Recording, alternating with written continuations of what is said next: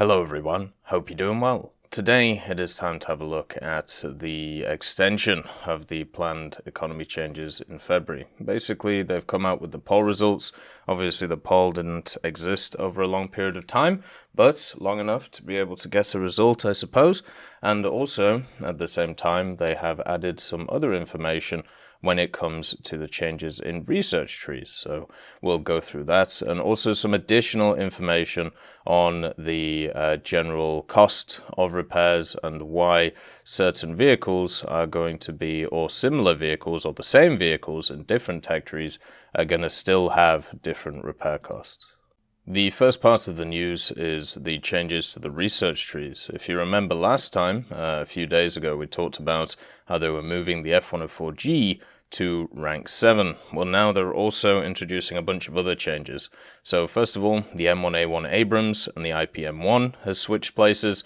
This is probably because they increased the BR of the IPM1 and then gave it a mega round, so it was actually better than the M1A1 Abrams, and I'm guessing that has been reflected in the changes and also the general play that people have been having in it. There was such a weird change, the IPM1, when they did it, when they increased its BR and then were like, well, also at the same time, since it's going up in BR into a different bracket, it's time to give it a better round. And guess what? It outperforms the M1A1 because basically its reload is a lot better. The other thing is the Panzer IV F2 and Panzer IV-G. They've been grouped. This is obviously positive, means less grinding through the tech tree. If you have more groups in tech trees, this is generally better. It gives more choice to the player if they want a better lineup or if they want to grind through quicker. The Panzer IV-H and Panzer IV-J are also in a group, and they've been moved to rank 2. So now, with the fact that we're going to have a rank-based economy system, ranks are going to matter way more. Not just for general research, but also for repair costs. So when it comes to this is obviously better for both vehicles because they should be cheaper, and also it means that researching through should be easier as well. The TAM and Baglette Panzer 57, they've also switched places. Kind of surprising there, if I'm honest with you, but I suppose, certain buffs have happened to the Baglette to make it quite a monster when it needs to be, but still needs a very specific playstyle to play. The Crusader AA Mark I and Crusader AA Mark II have switched places. Once again, not a surprise.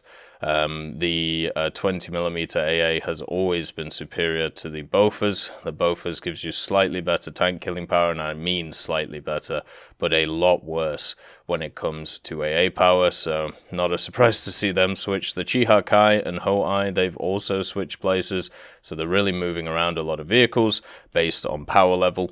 The IK-103 has been moved to rank 3. It's surprising, but then again, when it comes to the IKV-103, I've talked about it many times. It's a terrible machine. It's absolutely awful. It's one of the worst machines when it comes to the game, and also at the same time, being at rank 4, quite hard to research. So now it's at rank 3. Hopefully they can reduce its RP cost, and hopefully they can change a few other things as well about it when we have a look at it. They've also moved around a lot of research costs and stuff like that, so we'll go and have a look at them after this as well. The other thing, the Ju-88C6 has been moved to rank 2. That's not a huge change. It was kind of surprising to see a vehicle of its caliber at the rank it was, so it makes sense now. The BF-110C7 and BF-110F2 have been grouped, so this is once again positive for research for people. And the Tu-4 for China and also the USSR have been moved to rank 5, which is somewhere they should have been for a very, very, very, very, very long time. I have no idea why they weren't, but now they are. So it was very odd seeing them in the position they were for the longest time. But overall, I don't really have any issues with these changes. The only one which is, I would say, a little bit weird is the Ju-88C6, but it still makes sense and an overall idea when you have a look at its effectiveness, its BR, and its general use. When we look at the economy updates for research parameters, a lot of vehicles are going down in research costs. Some are going up, but most are going down. The overall idea is that they're decreasing. We talked about last time the Centauro 1 and the 105 and the 105 row more, and also the VCC 8060. All of those are decreasing by a lot of RP. And when it comes to vehicles which are switching places in the tech tree, basically what they've done is they have decreased the amount of RP required for the vehicles which are going to be lower than the other one, and the higher one is going to get that research cost. So basically the TAM is decreasing by 40,000, but the Beglet Panzer is increasing by 40,000. So they're just doing a general switch with those. Same with the Crusader A Mark 1 and also Mark II. Not too much of a surprise for those ones. Same with stuff like the M1A1 Abrams and the IPM-1. The IKV-103 is going down by 14,000. This is positive.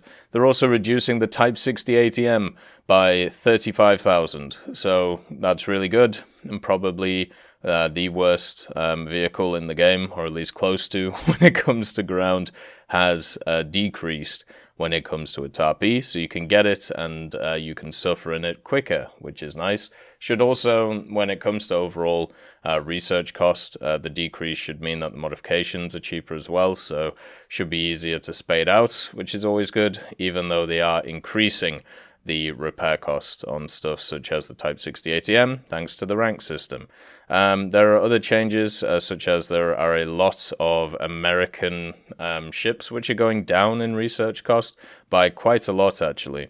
So the Pensacola is decreasing by 181,000, along with the Portland going down by 145,000, the Northampton by 59,000, and the New Orleans by 100,000, and the North Dakota going down by 60,000. The only one that's increasing is the Atlanta, and it's only going up by 14,000. So this is massive for naval players of America.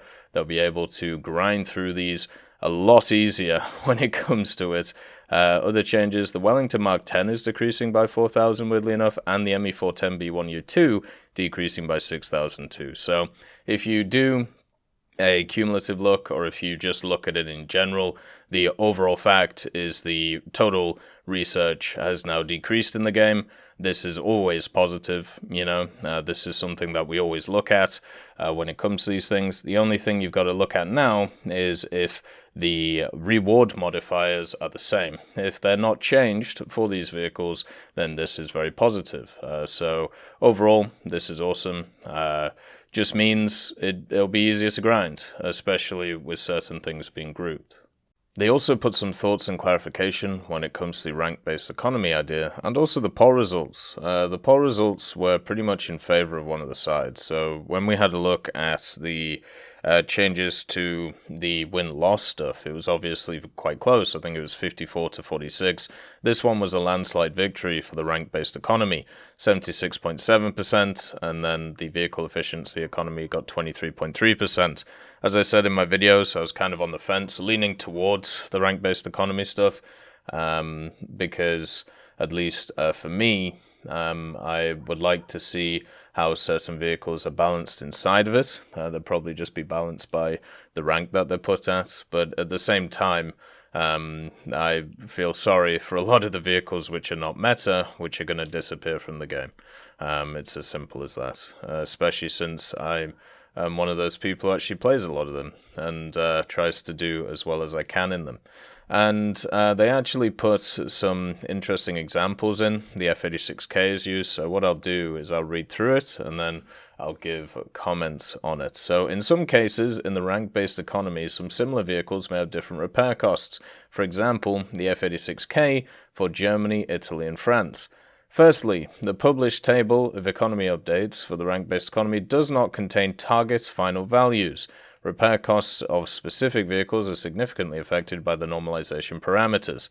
Secondly, the rank-based economy does not mean equal repair prices for all similar vehicles. Since this indicator is still influenced by the average lifetime parameter, the average lifetime in its turn is obviously influenced by allied and enemy vehicles that are different in realistic battle modes for different gaming nations. Thus, the three F86Ks, German, Italian, and French, in arcade battle mode, where all gaming nations fight together, will have different target values of the research costs in a rank-based economy. 3,870, 3,880, and 3,870 SL, instead of the corresponding 2,090, 2,430, and 2,700 SL in the vehicle efficiency economy. In realistic battle mode, target values of the repair costs are slightly different by 16%. 12,610, 12,530, and 14,560 SL. In the vehicle efficiency economy, however, the difference is much more substantial by 49%.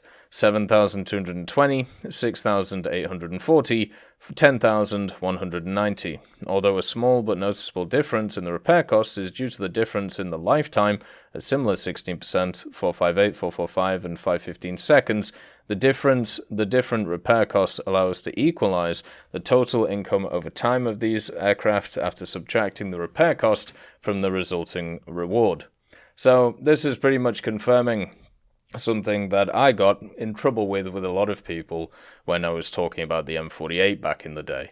And it is a simple fact. Different nations, in realistic, depending on which vehicles you are lining up with those nations, face different nations. It is not a simple fact of everybody faces everyone, especially when it comes to stuff such as ground realistic. There are certain parameters that are put in place, which means that certain nations are designed to fight certain other nations. And also the other thing that you have to note is they can't face the same nation's vehicles.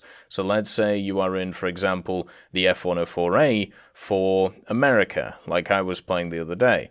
That means that you can't face the F-4 Phantom C from America. It also means that you can't really face the F-100D from America. It also means you can't face the F-104C from America, and so on and so forth. Generally, those matchups only happen when one nation is truly dominating when it comes to air realistic. So the general vehicles that you will face will be different from the ones that you are lining up with, whereas in arcade they are much more similar, meaning that the values are going to be closer. This was one of the main things I brought up when talking about the M48, which they wanted to put down in BR to 6.7 for Germany, which I highly disagreed with, by the way. But instead, they just moved everything down, and now you have a 7.3 German lineup, which is just insane at the moment, if you haven't played it, especially with the addition of the DF-105. But now, hopefully, since it is laid out in just text right there, it is now understood that the actual use of the vehicle and its performance is very much something that's taken into account, but the other part of the equation has to be fully taken into account as well. Not just how good it is, but the opposition that it is facing and what those vehicles are. Which are the most popular vehicles that it's facing? How is it doing against them? Can we maybe change one of those and maybe it switches up the meta for those vehicles? These conversations are a lot more complicated than just simply this vehicle is bad because of its performance. When looking at a vehicle's performance and comparing it to others, you have to take into account every other vehicle in that BR bracket, not just one vehicle that you want to compare it to. And that's why these conversations are super hard to have and very, very nuanced, which is why I feel I always get shouted at for them, because it's much easier to say vehicle bad, move on, which is obviously not very helpful. The other thing I would say is in this repair cost setup, the simple fact is the Saber Dogs is another example of a vehicle that the repair costs are going to increase because of the rank-based system instead of the vehicle efficiency economy, which just shows that they are not very meta vehicles and they're going to get punished by this. So really fun on that end again. The Saber Dogs are already in a horrific position because of what they face, and now they're going to be in an even worse position. But, c'est la vie. Welcome to the problems with the new system. Refinements on special cases of incorrect normalization of the repair prices during the transition to a rank-based economy is something they also talk about.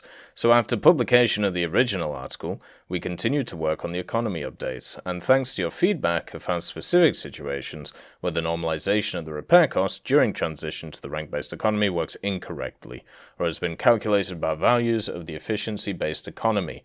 So we fixed the issue. When the normalized repair costs were higher or lower than both current repair costs, and that target value of the rank-based economy so that it didn't require normalization. For example, the current repair cost for the Jaguar GR1A in realistic battles is now 8,330 SL, and the target value in the rank-based economy is 8,790 SL, and the normalized cost is 10,000 SL. It is obvious that the aircraft doesn't require normalization at all, and the transition of the repair cost from 8,330 SL to 8,790 SL is possible within a single economy update. On the other hand, the M48A2C in the RB mode has the current repair cost of 3,120 SL, with the target value of the rank-based economy being 4,920 SL, and normalized cost of 2,600 SL. In this case, transition to the rank-based economy does not require reduction of the repair costs. However, instant shift to the target value is impossible due to the difference with the current one. That is why we have recalculated the normalized repair cost for the upcoming economy updates to 3,700 SL. So it sounds like some of the values were off when it comes to the normalization of these things. And remember, the way that this rank-based economy is going to work is this is something which is supposed to be done over many separate updates. So the normalization will happen over time, and eventually it will hit those values. So the idea is to do it in small increments to not shock the system as much as it may do, and then eventually get to those areas. Instead of doing brisk changes every 2 or 3 months, which is what they used to do before, instead incrementally change things, which I think is a more positive way of doing stuff, especially if they see a change after one of the updates where the vehicles are added, and they can adjust normally without having to do, let's say, the Sagittario thing, which is just fire it up into the atmosphere. One of the things that this will cause, though, in the future is if they do add a vehicle and the vehicle is full of, let's call it, human error, where they put it in at a ridiculous BR and it takes over the game, it means that normalization of it will take a lot longer than it would before. So that vehicle has the ability or opportunity to dominate even more than it could. So if you want examples of this, the Harrier GR1 when it was first introduced for a few days, the Sagittario as well. There's also been some other vehicles, especially in ground forces, which have been insanely good when they've been added to the game. So there's many different ones which have the ability of just taking over the game, and hopefully they react as quickly as they did in the past in order to not screw up this set of economies, or economy changes, I should say. They also talk about the reduction of the normalization of the repair costs for vehicles with big differences between the targets and also current values. So some vehicles have their target repair costs in a rank-based economy vary greatly from the current ones, and taking into account the normalization, the transition will take a huge number of economic updates. We decided to accelerate the transition in specific extreme cases. For example, the B-29 in RB mode has her current repair cost equal to 35,850 SL. The target value for this rank-based economy is 11,040, and the normalized cost is 30,000 SL. It is easy to calculate that the transition to the target value with normalization will require 6 economic updates, or 1 to 2 years. New normalized cost is corrected to 15,000 SL.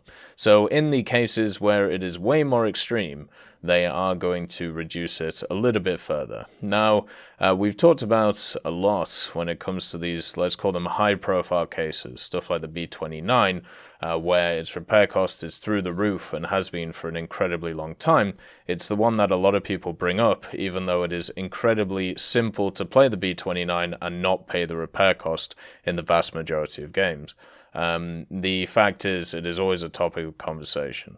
So them doing this is actually good for me personally, so I don't have to hear about it. Because, once again, I just say the same thing every time, and I feel like a broken record at this point. So the fact that they're accelerating this process, this is really nice. I wonder if they're going to do the same thing for the TU4 though, since that is also in the same boat. But we'll have to see when it comes to the changes. They've also given us a date for the planned economy changes, which will be the 3rd of February, so tomorrow. So you don't have too much time to go over all of the different research parameters and everything like that. They have updated the tables though, so check them if there are certain vehicles that you agree with or disagree with. Make sure to let your voices heard. As always, the fact that they are doing more polling, they are doing more discussions, they are doing more community feedback, all of these things are incredibly positive when it comes to the game itself. It's what people have been asking for years, and Gaijin have been delivering for at least 2 years now when it comes to being more public and open about their feedback. So hopefully that narrative is another one that dies along with all of the rest of them. As always, I hope you have a wonderful day, and I'll see you next time. I'd just like to thank Professor X 1718, Orange Tail, Sakoshi Tiger, BRFC 15, Teddy, John Ryman, Universe A, Eugens Terry, Ambrosius McClellan, Daniel Stanton, Martinez, B. Young, and then Kyle Kin, Barine, Lafouche, and also Samuel Slick for supporting the channel.